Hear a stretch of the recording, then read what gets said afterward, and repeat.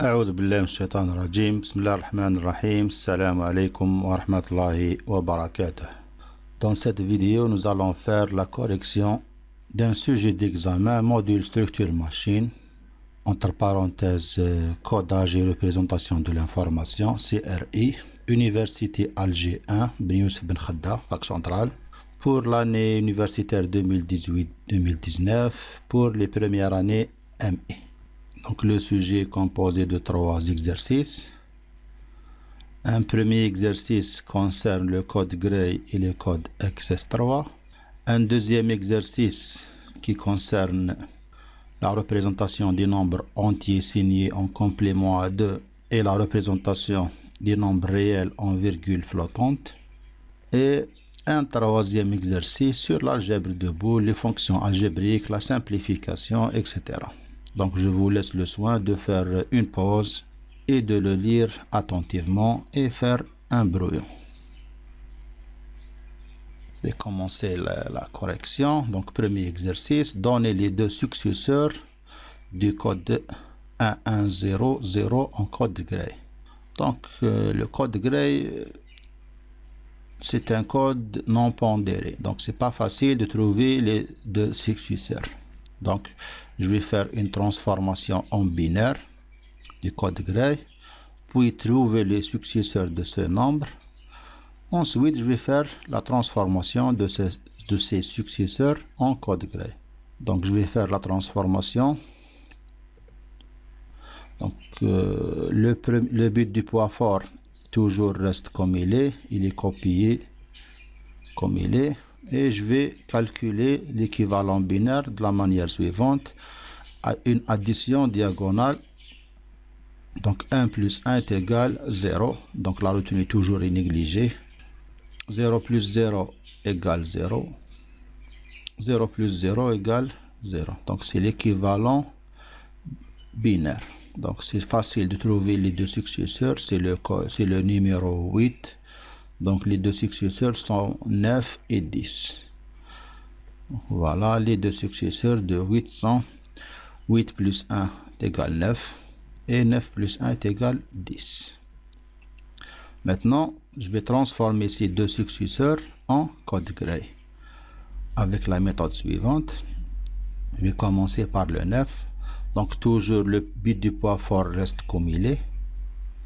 Puis je vais additionner chaque couple de bits de la manière suivante. Donc 1 plus 0 est égal 1. 0 plus 0 est égal 0. 0 plus 1 est égal 1. Donc c'est le premier successeur en code Gray. Deuxième nombre, c'est 1010, le 10 en décimale. Toujours le premier bit du poids fort reste comme il est. Et je vais additionner de la manière suivante. 1 plus 0 est égal 1. 0 plus 1 égale 1. 1 plus 0 égale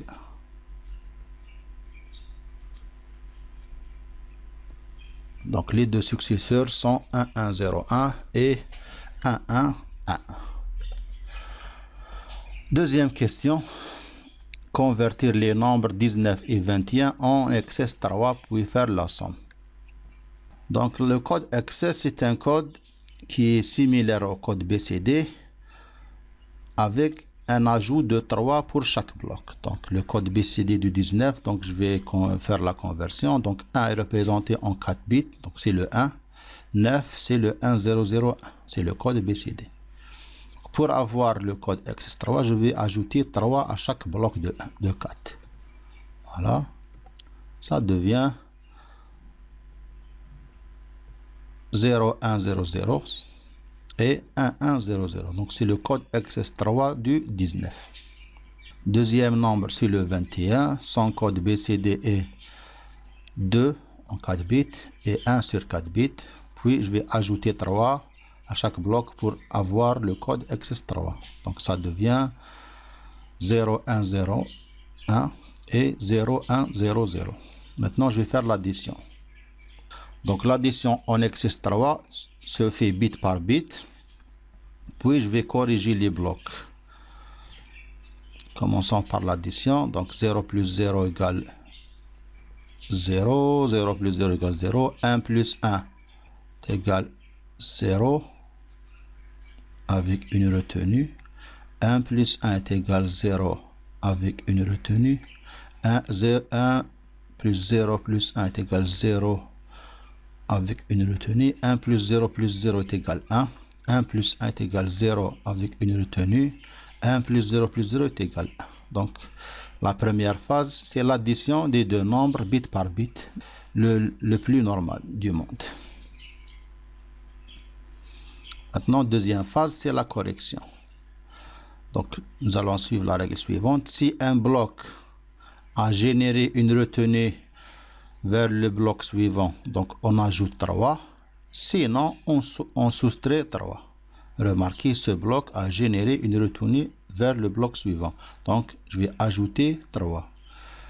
Deuxième bloc n'a pas généré une retenue vers un autre bloc.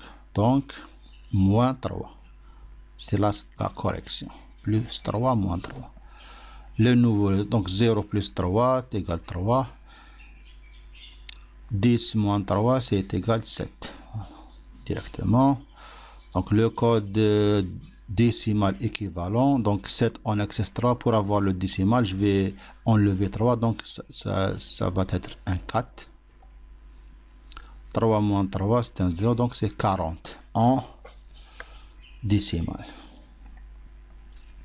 Deuxième exercice, donc soit une machine dans laquelle les nombres entiers signés sont représentés en complément à 2 sur 8 bits. Voilà. Donc, première question, calculer l'intervalle des valeurs représentables en type entier.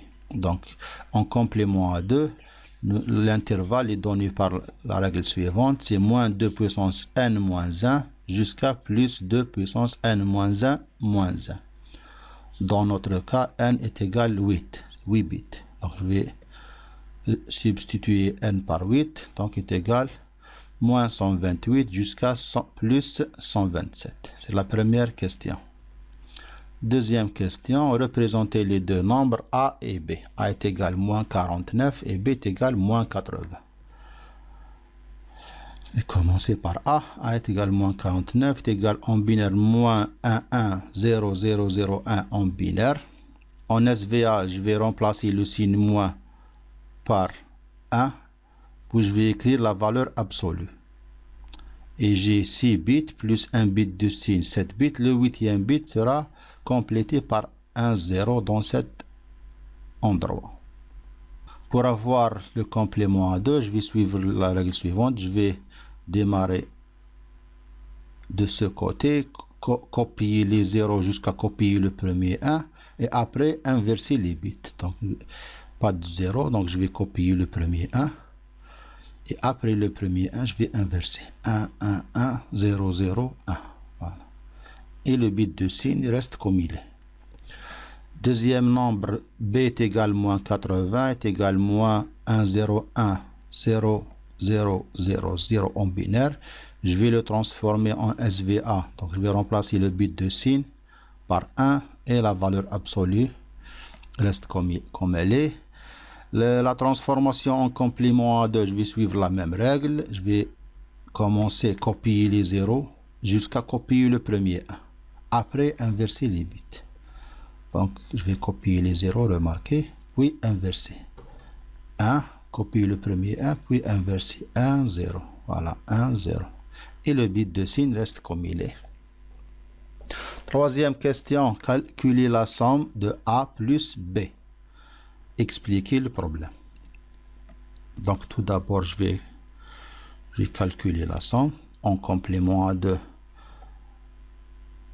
La règle est simple, additionner bit par bit, même le bit de signe. S'il y a une retenue, cette retenue est automatiquement négligée. Voilà, donc 1 plus 1 est 0 est égal 1, 1 plus 0 égale 1, 1 plus 0 égale 1, 1 plus 0 égale 1, 0 plus 1 égale 1, 0 plus 1 égale 1, 1 plus 0 égale 1. Remarquez, 1 plus 1 est égal 0 avec une retenue. Cette retenue est négligée automatiquement et systématiquement. Elle n'a pas de sens. Donc, c'est le résultat final en complément à 2.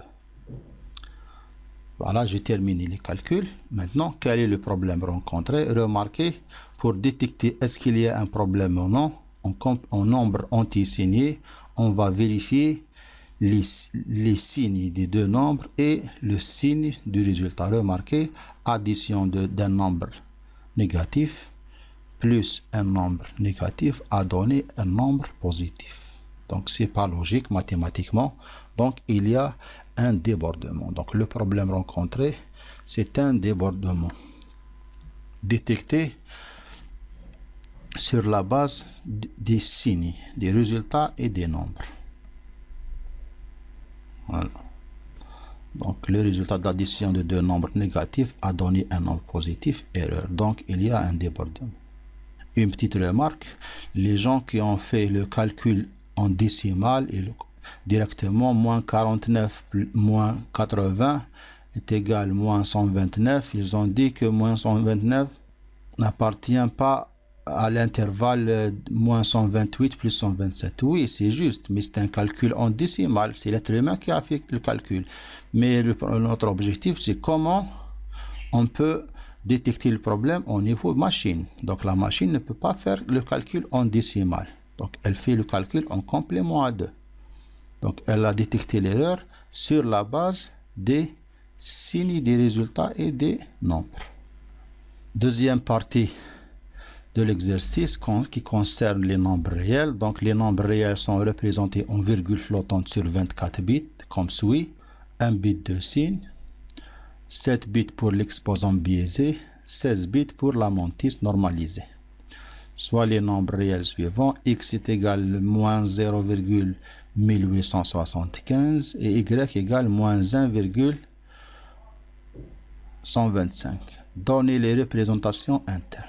Et commencer par le x est égal à moins 0,1875 en binaire est égal à moins 0,0011.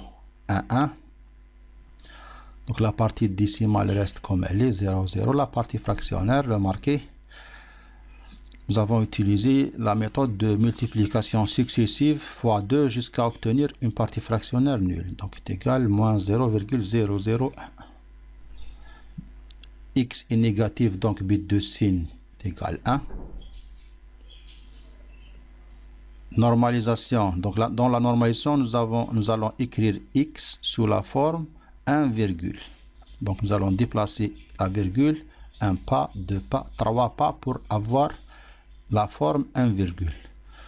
Donc est égal à 1,1 fois 2 puissance moins 3 parce qu'on a déplacé avec moins 3 vers la droite. Très bien. Le biais, donc nous avons une forme générale pour calculer le biais. C'est la valeur ajoutée au nombre. Donc le biais est égal à 2 puissance p moins 1 moins 1. Et p, c'est la taille de l'exposant biaisé. Donc est égal à 2 puissance 7 moins 1 moins 1 est égal à 63. L'exposant naturel, qui est le vrai exposant, c'est le moins 3.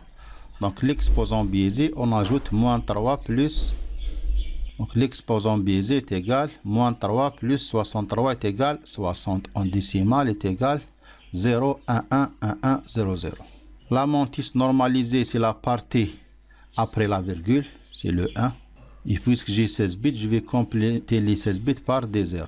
Donc x est écrit de la manière suivante, bit de signe, exposant biaisé, mantis normalisée. Représentation de y qui est égal à moins 1,125 est égal à moins 1,001. En binaire, j'ai utilisé toujours la multiplication successive fois 2. Y est un nombre négatif, donc bit de signe est égal à 1. Normalisation de y, il faut l'écrire sous la forme 1 virgule. Donc remarquez, il est déjà normalisé, donc nous n'avons pas déplacé la virgule, donc fois 2 puissance 0. Il n'y a pas de déplacement de la virgule parce qu'il est déjà normalisé. Le biais toujours est égal à 63. Donc l'exposant est 0 et 0. Donc l'exposant biaisé est égal à 0 plus 63 est égal à 63 est égal à 0, 1, 1, 1, 1, 1. La mantis normalisée, toujours c'est la partie après la virgule parce que ce 1 est un bit caché, n'est pas représenté. 0, 0, 1, la mantis normalisée. Le reste des bits est complété par des 0. Donc Y est égal en virgule flottante, 1 bit de signe, exposant biaisé et une mantis normalisée.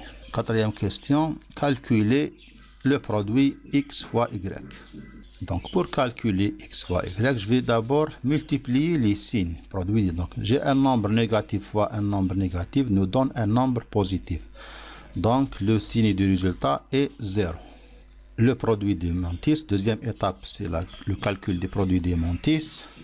Les mantis dénormalisés. Je vais recopier le 1, donc 1,1 fois 1,001 est égal à 1,1011. Addition des exposants, moins 3 plus 0. Donc moins 3 c'est l'exposant de x et 0 c'est l'exposant de y. Donc c'est égal à moins 3. P est égal, donc P est égal 1,1011 fois 2 puissance moins 3. Je vais faire la normalisation, mais j'ai remarqué que P est déjà normalisé. Il est écrit sous la forme 1, c'est pas la peine de décaler la virgule. Donc P, l'exposant est égal à moins 3. L'exposant biaisé est égal à moins 3 plus 63 est égal à 60. C'est 0, 1, 1, 1, 1, 0, 0. La mantis normalisée, c'est la partie après la virgule, c'est 1, 0, 1, 1. Et j'ai complété les zéros jusqu'à remplir 16 bits. P finalement est égal en virgule flottante, bit de signe, exposant biaisé et mantis normalisée. Deuxième question, abréger le résultat en hexadécimal. Je vais faire des regroupements de 4 bits chacun, donc c'est un 3. Le 12 c'est un C. Le 11 c'est un B. Et le reste sont des 0. Donc 3CB000. Passons maintenant au dernier exercice qui traite les fonctions algébriques et leur simplification. Donc je vais lire l'énoncé. Un distributeur de boissons chaudes permet de distribuer du café, du thé avec ou sans lait ou du lait seul. 3 boutons permettent de commander le distributeur, A pour le café, B pour le thé et C pour le lait. Ce distributeur est soumis aux règles de gestion suivantes. Pour obtenir une de ces boissons seules, il suffit d'appuyer le bouton correspondant. Pour obtenir une boisson avec lait, il faut appuyer en même temps sur le bouton correspondant à la boisson choisie et sur le bouton C qui commande le lait. De plus, le distributeur ne fonctionne que si un jeton D a préalablement été introduit dans la fente de l'appareil. Troisième règle. Une fausse manœuvre après introduction du jeton D, par exemple appui simultané sur A, café, et BT provoque la restitution du jeton. Le lait étant gratuit, le jeton est également restitué si du lait seul est choisi. Une remarque, la fonction de restitution du jeton peut indifféremment être active ou non, lorsqu'aucun jeton n'est introduit dans l'appareil. Première question, la table de vérité qui représente les sorties du café, du thé, du lait et la restitution du jeton. Donc j'ai 4 variables, A pour commander le café, B pour commander le thé, C pour commander du lait et D pour introduire le jeton. Les sorties sont le café, le thé, le lait et la restitution du jeton. Donc j'ai une règle qui dit si le jeton n'est pas introduit, l'appareil ne fonctionne pas. Donc ce cas, avec ce cas, avec ce cas, avec ce cas. Donc dans ce cas, l'appareil ne fonctionne pas. Donc 0 produit. Et la règle nous dit que la restitution du jeton n'est pas importante. Elle est indifféremment activée ou non. Donc 0, 1. Donc elle est représentée par un X. Voilà. Donc c'est 8K où D égale 0. Le jeton n'est pas introduit. Donc 0 produit distribué. Et la restitution n'est pas importante. j'ai parlé de ces deux règles. Le distributeur, remarquez, ne fonctionne que si un jeton D a préalablement introduit. Deuxième règle, la fonction de restitution de jetons est indifféremment être active ou non. Donc j'ai parlé de ces deux règles. Maintenant je vais remplir le reste.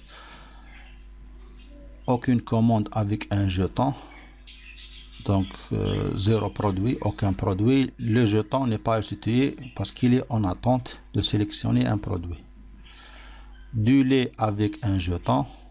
Donc produit livré, c'est le lait servi. Et le jeton est restitué parce que le lait est gratuit. Ce cas, donc thé avec jeton, bien sûr, le thé est servi sans restituer le jeton parce que le thé n'est pas gratuit. Thé avec lait, voilà, thé avec lait. Le jeton n'est pas restitué parce qu'il y a le thé qui n'est pas gratuit. Café seul avec jeton, oui, café servi sans restitution de jeton.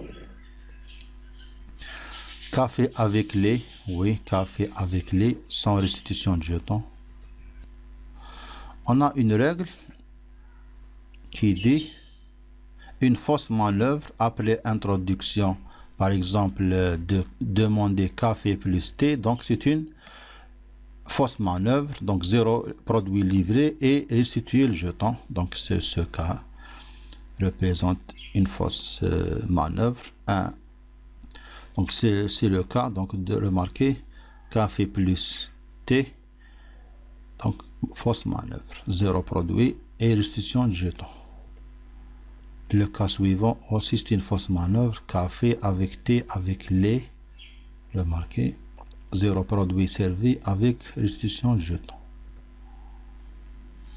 Représenter les fonctions en forme canonique disjonctive et déduire la forme décimale conjonctive. Comment extraire une forme canonique disjonctive d'une table de vérité? Par exemple, pour le café, remarquez, là où il y a un 1, donc représente un min-terme, donc A, B bar, C bar, D. Là où il y a un 1. Remarquez deuxième 1, A, B bar, C, D. Donc c'est la méthode d'extraction d'une fonction. Par exemple, ST est égal, pour ce 1, est égal A bar, B, C bar, T. Deuxième 1 est égal A bar, B, C, D. Donc je vais suivre cette méthode. Donc la sortie du café est égale A, B bar, C bar, D plus A, B bar, C, D. La forme canonique conjonctive, donc il n'est pas évident de déduire directement la forme canonique conjonctive décimale, donc je peux déduire la forme décimale disjonctive. Donc ce min-terme est équivalent au 1, 0, 0, 1, c'est le 9. Ce min-terme est 1, 0, 1, 1, c'est le 11. La forme canonique décimale conjonctive, c'est l'ensemble qui compte complément de cet ensemble. Donc 0, 1, 2, 3, 4, 5, 6, 7, 8, 10, 12, 13, 14, 15. La sortie du T, donc est égal A bar B, C bar D, plus A bar B, C, D. La forme décimale disjonctive, donc 0, 1, 0, 1, c'est le 5. 0, 1, 1, 1, c'est le 7. Donc la forme canonique conjonctive décimale, c'est 0, 1, c'est l'ensemble de 0 jusqu'à 15, moins 5 et 7, donc 0, 1, 2, 3, 4, 6, 8, 9, 10, 11, 12, 13, 14, 15. La sortie du lait est égale A bar B bar CD plus A bar B CD plus AB bar CD. Donc la forme décimale disjonctive équivalent 0, 0, 1, 1, c'est le 3. 0, 1, 1, 1, c'est le 7. 1, 0, 1, 1, c'est le 11. L'ensemble complémentaire, c'est 0, 1, 2, 4, 5, 6, 8, 9, 10, 12, 13, 14, 15. La sortie de restitution de jetons est égale A bar B bar CD plus ABC bar D plus ABCD. La forme décimale disjonctive 13, 3, 15. Le complément de cet ensemble donne la forme canonique conjonctive 0, 1, 2, 4, 5, 6, 7, 8, 9, 10, 11, 12, 14. Simplification des fonctions par tableau de Carnot. Donc, j'ai tracé un tableau de Carnot A, B, C, D. Remarquez les bits 0, 0, 0, 1, 1, 0, puis 1. Remarquez 0, 0, 0, 1, 1, 0, puis 1, 1. Donc, je vais remplir le tableau de la manière suivante. Pour SC, la sortie du café, 0, 0, 0, 0. Remarquez 0, 0, 0, 0. Deuxième bloc de 4, c'est ça. 0, 0, 0, 0. Troisième bloc, c'est 0, 1, 0, 1. Remarquez 0, 1, 0, 1. La dernière ligne, c'est 0, 0, 0, 0. J'ai un groupe de 2 bits. Il est interprété comme ça. Donc, les bits, les variables qui sont stables, c'est A, B bar et le D. Donc, remarquez. A, B bar, D. Deuxième sortie, la sortie du T. Première ligne, 4, 0 directement. 0, 0, 0, 0. Deuxième ligne, 0, 1, 0, 1. 0, 1, 0, 1. Troisième ligne, 4, 0. Dernière ligne, 4, 0. J'ai un groupe de 2. Les variables qui sont stables sont A bar, B, D. La sortie du lait, donc 0, 0, 0, 1. Deuxième ligne, 0, 0, 0, 1. Troisième ligne, 0, 0, 0, 1. La dernière ligne, 4, 0. J'ai un groupe de 2 et un autre groupe de 2. Le premier groupe, c'est A bar, CD. Le deuxième groupe, c'est, remarquez, le B qui est stable. Donc B bar, CD. Dernière fonction de restitution de jetons. X0, X1, première ligne. X0, X1. Deuxième ligne, X0, X0. Troisième ligne, X0, X0. La dernière ligne, X1, X1. J'ai un groupe de 4 et un groupe de 2, c'est bon. Donc, ce groupe est interprété par AB. Deuxième groupe, A bar, B bar, C. La dernière question, tracez le logogramme de la fonction G en n'utilisant que des portes NOR. Donc, lorsqu'il est demandé de réaliser une fonction avec des portes NOR, donc il est préférable d'utiliser une représentation conjonctive de la fonction. Donc, pour cela, je vais calculer G bar, donc je vais regrouper les zéros. Voilà, j'ai un groupe de 4, un groupe de 4. Il nous reste un 0, je vais prendre ces 4. Voilà, c'est le meilleur regroupement. Je vais interpréter ces groupes pour obtenir G bar. Donc G bar, donc je vais commencer par le premier groupe en vert, égal à B bar. C'est bon. Deuxième groupe, c'est A bar B. Troisième groupe, c'est A bar C bar. Voilà, c'est G bar. Donc, je vais faire la négation des deux parties. Donc, j'ai ajouté une barre ici et une barre ici. Donc, j'ai deux barres, c'est le G. Et je vais décomposer cette barre pour obtenir une fonction conjonctive. Donc, G est égal à A fois B, le tout bar. Voilà. Le plus devient produit. A bar B, produit. A bar C bar. Je vais décomposer aussi cette barre pour obtenir l'addition. Donc G est égal à A bar plus B fois A plus B bar fois A plus C. Donc c'est une forme conjonctive de la fonction G. Donc je vais utiliser cette forme qui va faciliter les transformations. Donc la première étape, donc c'est placer deux barres sur la fonction G. En utilisant le théorème d'involution, il nous permet d'ajouter deux barres sans changer le sens de la fonction. Deuxième phase, décomposer la phase inférieure. Donc je vais décomposer la barre inférieure, je vais décomposer cette barre.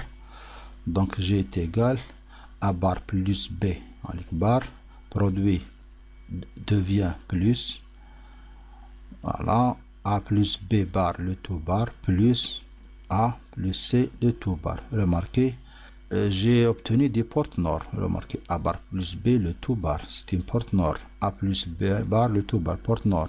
Mais j'ai problème des inverseurs. Donc je vais régler le problème des inverseurs. Donc A bar est égal à A plus A bar. Théorème d'idempotence. A est égal à A plus A. Voilà. Donc G est égal à A plus A le tout bar plus B le tout bar plus A inverseur de B, donc devient B plus B le tout bar plus A plus C le tout bar. Remarquez, c'est une porte nord. Avec le B le tout bar, c'est une porte nord.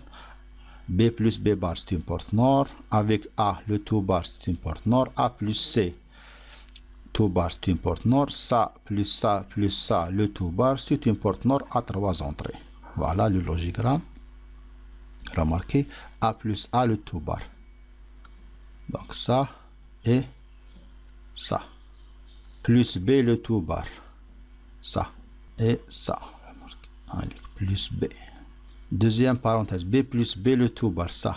Remarquez, c'est ça. B plus B le tout bar. Plus A le tout bar. C'est ça. Qui est ça. Dernière parenthèse, A plus C le tout bar. C'est ça. Maintenant, ça, c'est la fonction finale G avec une porte nord à 3 entrées. سبحانك اللهم وبحمدك اشهد ان لا اله الا انت استغفرك واتوب اليك.